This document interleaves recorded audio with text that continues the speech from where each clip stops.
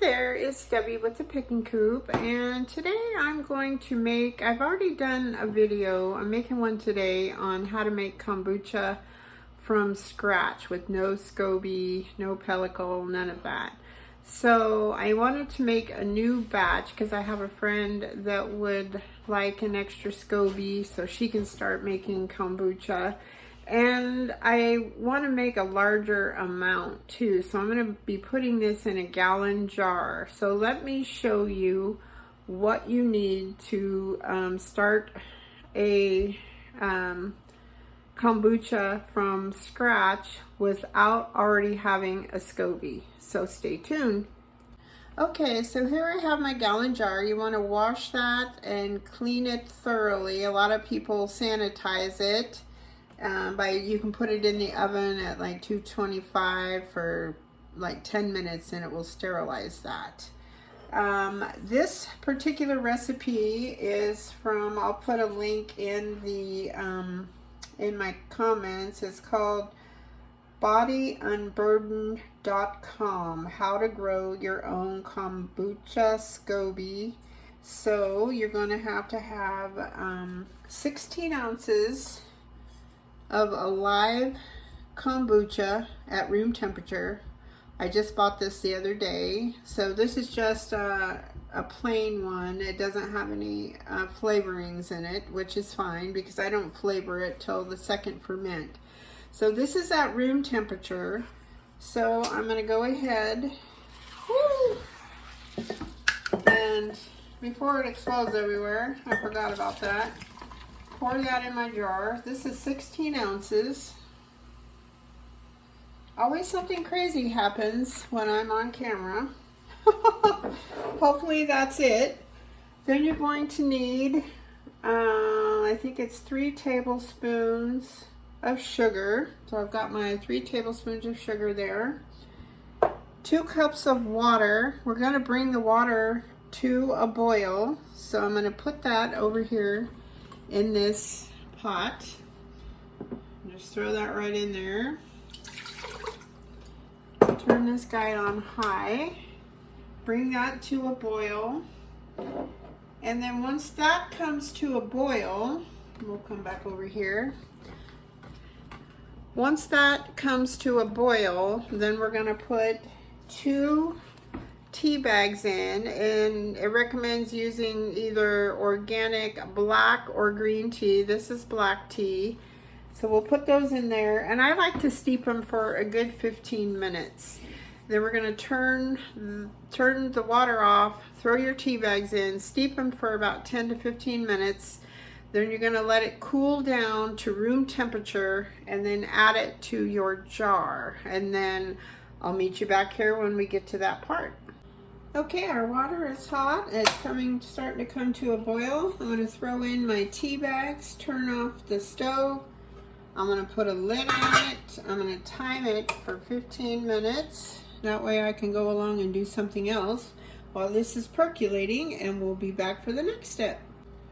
Okay, normally what I like to do is steep this for 15 minutes, but this particular recipe says go ahead and add your sugar while you're steeping your tea bag. So I thought, well, I guess I better do that. So you want that sugar to melt while your water is still hot.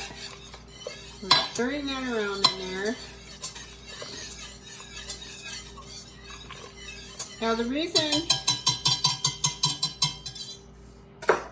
you don't want to add this to your live kombucha that you purchased at the store, this stuff right here, if you put this boiling hot water in there, it will kill all the good stuff that you're trying to grow. So make sure it's at least at room temperature. So we still have about 10 more minutes, and we'll wait, and then we will cool this down, and then we'll add it to the main jar, and then we'll go to the next step.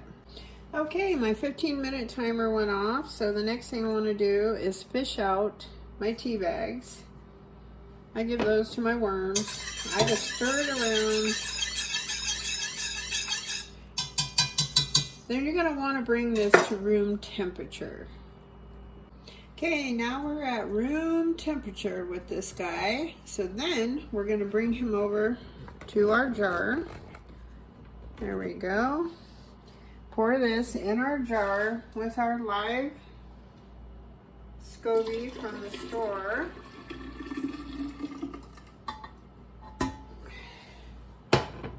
And then I just like to stir this around. Gently stir it. So it's well incorporated. Then you can put like a paper coffee filter over this. You can, or you can just put cheesecloth. It's got to be several layers and really close woven though. You just don't want bugs or anything getting inside there. I'm just using a vintage napkin. That's what I have here. And then you're going to store this in a cool, dark place for about 5 to 7 days. So after about 3 or 4 days, I hold on, sorry. I go ahead and check on this, and you should see a SCOBY or a white film forming like about where these bubbles are. And if that's going on, then you're on the right track. So then it says in this particular recipe, you want to wait. You got to watch it for mold, of course.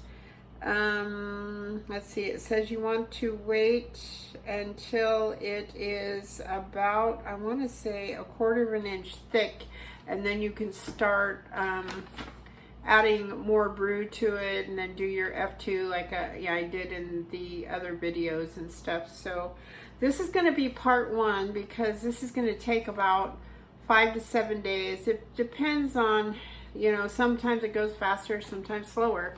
So we'll pick it up once we get an actual SCOBY growing in here, so you can see what that looks like and then what to do with it next.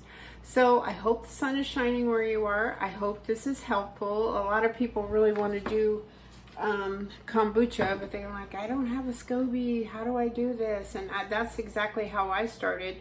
So I read a recipe, not necessarily this one, but very similar to this one. And then I went and I bought a live kombucha drink from my health food store. And then I made it exactly the same way. I brewed my own tea, added the sugar in, and then let it get room temperature, and then you add your live kombucha that you purchased in there, and then you just let it percolate. So if you have any questions, just put them in the comments. Otherwise, I hope you have a great day, and I'll talk to you later. Bye-bye.